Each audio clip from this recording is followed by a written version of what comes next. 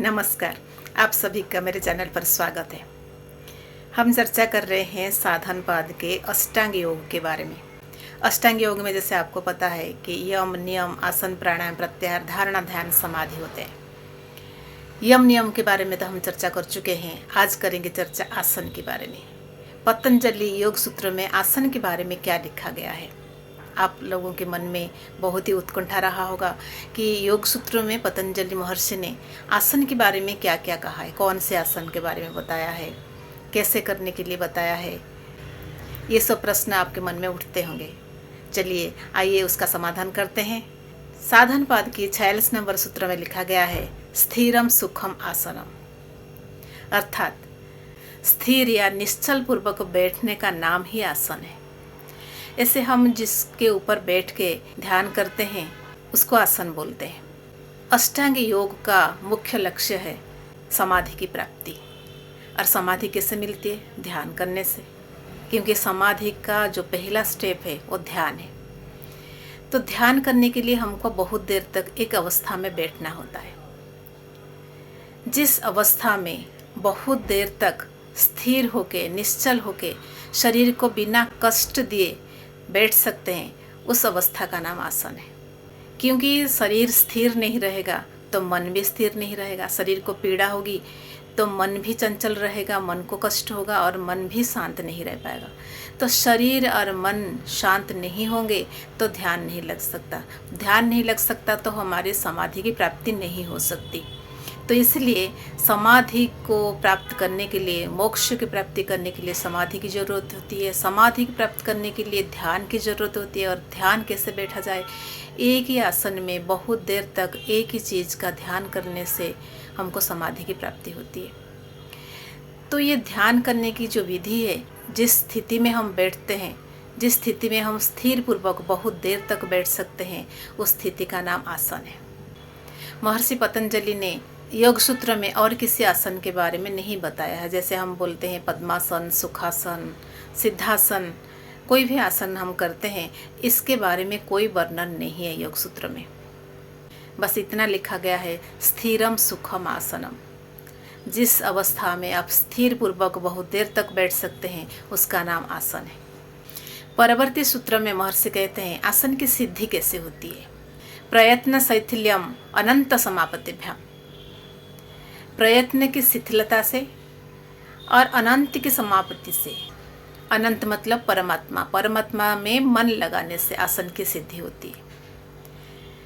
जब शरीर हमारा चेष्टा रहित एक ही अवस्था में स्थिर बैठ जाता है, प्रयत्न शिथिल, प्रयत्न करने की ज़रूरत नहीं पड़ती, कष्ट करने की ज़रूरत नहीं पड़ती, अपने आप उस अवस्था में आप बहुत देर तक बैठ सकते हो और परमात्मा से मन लगाने से आसन की सिद्धि होती है। आसन का क्या फल मिलता है, इसके बारे में 48 नंबर सूत्र में लिखा गया है ततो द्वंद्वानि विघातः।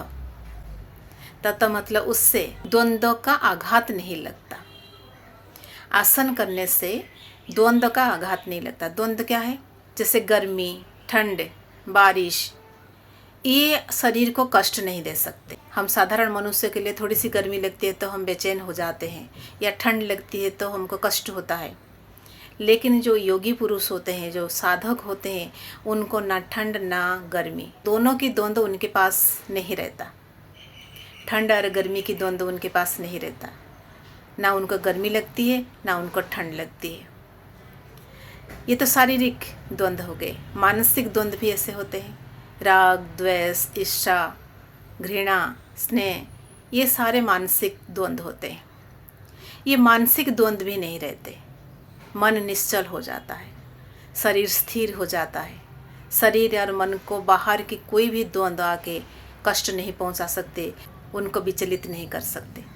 और ये समाधि प्राप्ति में सहायक होता है, क्योंकि हमको पता है हमारे जो अष्टांग योग है उसका जो लास्ट स्टेज है वो समाधि है।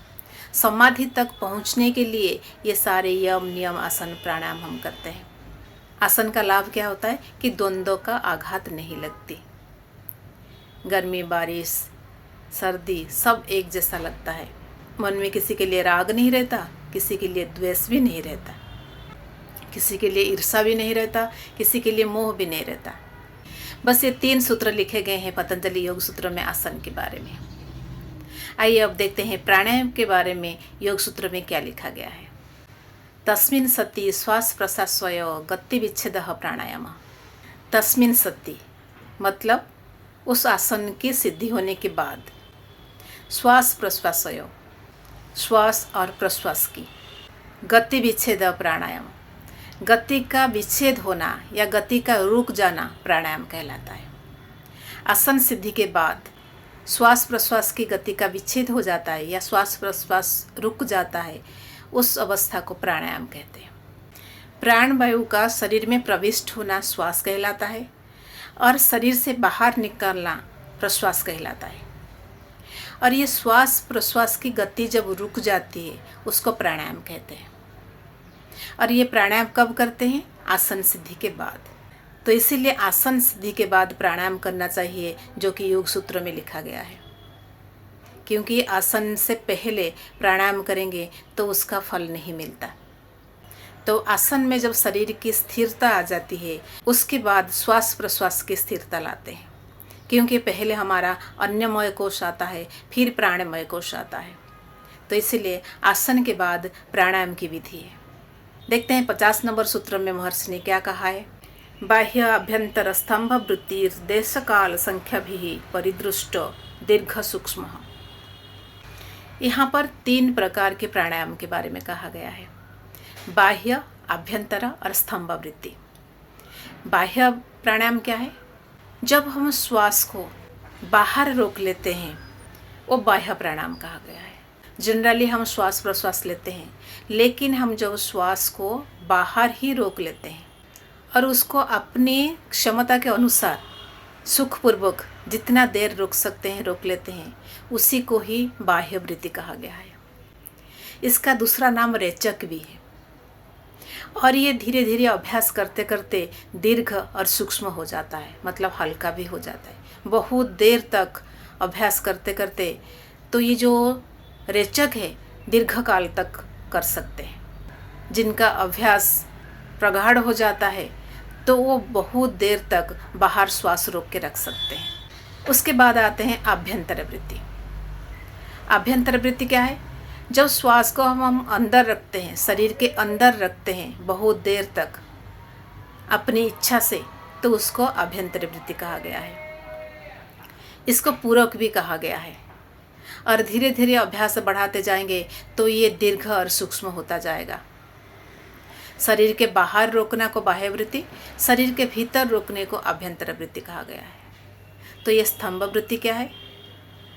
श्वास जैसे ही नॉर्मली जा रहा है आ रहा है, उसको जिस अवस्था में, चाहे वो बाहर हो चाहे ये भीतर हो, किसी भी अवस्था में उसी जगह पर रोक देना, वो स्तंभ वृत्ति कहा गया है।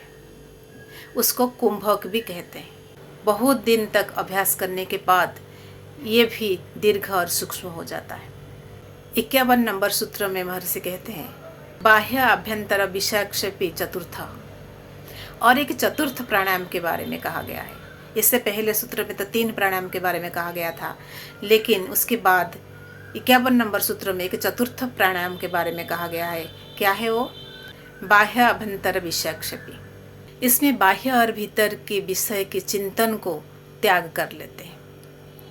उसका मतलब श्वास बाहर है या भीतर है, चल रहा है या स्थिर है, इसका चिंतन का त्याग करके सिर्फ इष्ट चिंतन में मन को लगाना, ये चतुर्थ प्राणायाम है। पहले जो प्राणायाम के बारे में कहा गया था, तीनों प्राणायाम, उसमें देश काल संख्या की बात कही गई थी। अलग अलग देश, देश मतलब स्थान, अलग अलग काल में और संख्या में। संख्या मतलब जैसे 5 की गिनती तक आप रेचक कर रहे हैं या 5 की गिनती तक कुंभक या पूरक कर रहे हैं, तो ये संख्या है। तो ये देश काल संख्या, इसका विचार किया जाता है। धीरे धीरे अभ्यास बढ़ाएंगे तो संख्या बढ़ जाती है। लेकिन ये चतुर्थ प्राणायाम जो है वो देश काल संख्या की गिनती उसमें नहीं आती। देश काल की संख्या की विचार नहीं करते। इसमें मन को इष्ट देवता में लगा देते हैं। श्वास के बारे में चिंतन नहीं करते। ये है चतुर्थ प्रकार का प्राणायाम। अब जानते हैं प्राणायाम का फल क्या है। इससे पहले यम, नियम और आसन का फल बताया है। अब जानते हैं प्राणायाम का फल क्या होता है, प्राणायाम करने से हमको क्या मिलता है। परवर्ती सूत्र में कहा गया है ततः क्ष्यते प्रकाशावरणम। ततः मतलब उससे प्रकाश का आवरण जो होता है वो क्षीण हो जाता है। प्राणायाम करते करते अविद्या आदि जो क्लेश है वो क्षीण हो जाते हैं, दुर्बल हो जाते हैं। और ये अविद्या आदि जो क्लेश है वो ज्ञान को ढके रहते हैं। तो ज्ञान को ढके रहते हैं तो प्रकाश का ज्ञान नहीं आता। जब वो प्राणायाम करते हैं तो ज्ञान का जो ऊपर जो कि पर्दा पड़ा हुआ है अविद्या आदि क्लेशों का, वो पर्दा धीरे धीरे धीरे धीरे दुर्बल होकर क्षीण हो जाता है और ज्ञान का प्रकाश होता है। इसलिए साधक को, योगी को प्राणायाम का अभ्यास जरूर करना चाहिए ताकि उसको ज्ञान का प्रकाश मिले। ये थे प्राणायाम के फल। अगले अध्याय में बताऊंगी धारणा, ध्यान, समाधि के बारे में। तब तक के लिए आज्ञा दीजिए। नमस्कार।